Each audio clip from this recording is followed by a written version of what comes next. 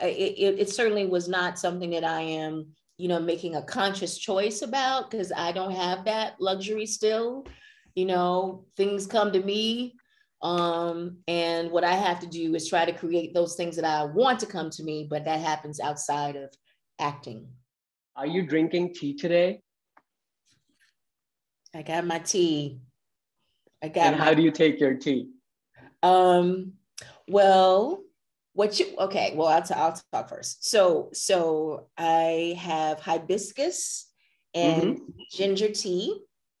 And my friend Ty is a big ginger tea person, and hibiscus, as you see, I don't know if you can tell, but it makes this beautiful sort of red. Yeah, you can see that. Yeah. And I try not to put honey, because my mother was an advocate that tea should not have any sweetener in it. She liked she was a chamomile person, and she didn't put any sugar or honey in it. So I try to do that. But sometimes like the hibiscus is a little bitter. So I got put a little something in it, a little something. And they told me that, I'll be meeting with Aunjanue.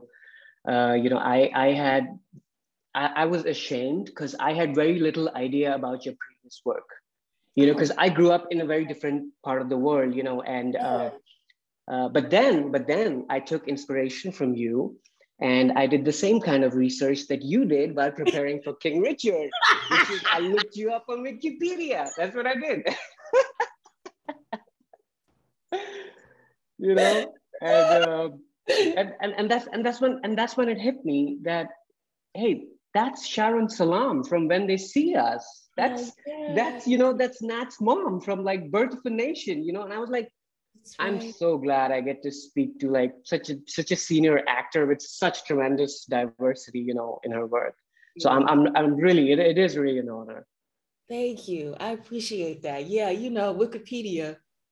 Yeah, you've been doing a lot of characters that are based on like real people, Yeah. So is that something that's like a conscious choice for you? Like, is that something you're doing consciously for your growth as an actor? Or is it like, no, these are real women, real Black women whose stories I'd rather tell than something that's fictional, Yeah, well, I think it's just what has happened in the last few years. Yeah. A happy coincidence, really, and I think that I want to see, because I've been asked this a little bit, and I'm trying to put the pieces together to see if I can make a quilt of this in some sort of way. I think that about 10 years ago, I was living in New York, and about 10 years ago I went back to live in Mississippi. And when I went back to live in Mississippi, I started engaging in a lot of like activist work, a lot of agitator work. I like agitated more than I like activists. So I started doing a lot of that. And I think that started getting in the air a little bit and became, associated with my name. And I think for particular directors like Ava Mr. Vernay, and I think that maybe she got wind of that, because I have sort of been on this path, and it really kind of started with When They See Us. Did a couple of things before that, but nothing as extensive and expansive as When They See Us, And then when I went from one thing to the other thing to the other thing. But yeah, I think that it certainly was not something that I am making a conscious choice about, because I don't have that luxury still. Things come to me. And what I have to do is try to create those things that I want to come to me, but that happens outside of acting. Sure. So yeah, I've just been very, very fortunate in these last few years, not just to play, women who are real women, but also women I have a tremendous amount of respect and honor for. Absolutely. I mean, I because I'm a screenwriter, right? I went and I actually read a sample of your script about Fannie Lou Hamer, on the Bitter Southerner. Oh my God! I did.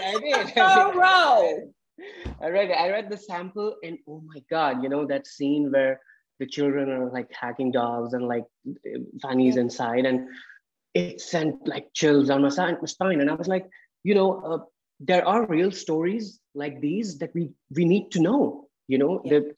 They're untold, and we need to know about them. When I saw King Richard, like, I saw the kitchen scene, of course, which you've talked about so much, and like, how you went about it, like in just a very organic way, no rehearsals, and you just like, uh, when you start preparing for your characters, uh, is there a process that is constant? Because I know every character will require a distinct and a different approach, right, for like a process. Right. But is there something that remains constant in all of them? It doesn't. It really depends on. It really depends on the. It really depends on the. I try to do as much research as I can. As much research that I have access to. And here's the thing: when you're first of all playing a woman, unfortunately, because history is not often written by women, the record of women is very scarce. So what my research, as opposed to Will had just so much that he could pull from. There was just so many videos that he could watch about Miss. There was because there was a public record of him, of Richard, of Mr. Williams, but not so much of Miss Oracene. I could only find a couple of interviews at the most that I could find. The great thing that I did have were these recordings that Will and Ray, our director, and Zach, our writer, did of Miss Oracene. And so I just listened to those over and over and over again. And for me, like building character, I usually try to do it if I succeed at all. I try to do it from the outside in, like if there's something about them I can emulate. But with Miss Oracene, everything was really kind of interior, So I just found out as much as I could about her. She is a woman of faith. So I made sure that I went to a worship service of the Jehovah's Witnesses, which is what she is.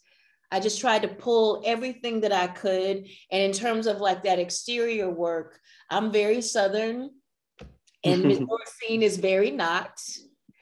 Right. So, and that went into the character work I was doing. I had to get rid of my southernness to get her. Yeah, right. You talk so much like about your southernness, because I see like in your videos also you're talking about the land, the water, Highway 55. Yeah. So I'm curious to know, does that help you like keep yourself rooted to your art? Like, having such a close bond with your land and home and all that? I think so. I mean, someone said to me, they first, does it keep you grounded? And I said, no, it doesn't keep me grounded, because it gives me wings. It gives me wings, And then I saw, I think it's called Genius, the documentary that's about Kanye West, that's on Netflix. Yeah. And his mother talks about being grounded and in the air at the same time. Yeah. You know what I mean? And I was like, that's it. Because I am,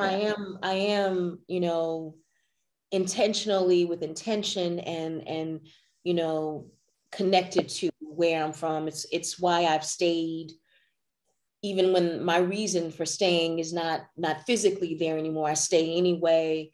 But it plants me in something. Because when I think of something grounded, I feel like it's being held captive. Do you know what I mean? It's pulled back. Yeah. But that's not what has happened. It's informed me. It's focused me. It's done all the right things, and at the same end, and given me wings. Can I just say something real quick to you? Sure. This. Because I'm in the process right now of trying to get Fanny out and that kind of thing. And this is, I'm sort of giving this advice to myself as I'm giving it to you, because when you're being told no and people who don't get it and blah, blah, blah, then I have a conversation with you and you tell me that thing that you wrote, that's kind of, I like that. Do you know what I mean? Yeah, it was good. Yeah. So I And appreciate. artists need validation too, right? Yeah. Like sometimes, like, you know, in the stuff that they're doing, for sure. Yeah. Well, it's nice meeting you. Same here, Aunjanue. Thank you so much. I And thank I wish you the you. very best. All right. I appreciate you. Have a good rest of your day. You too. Bye. Bye.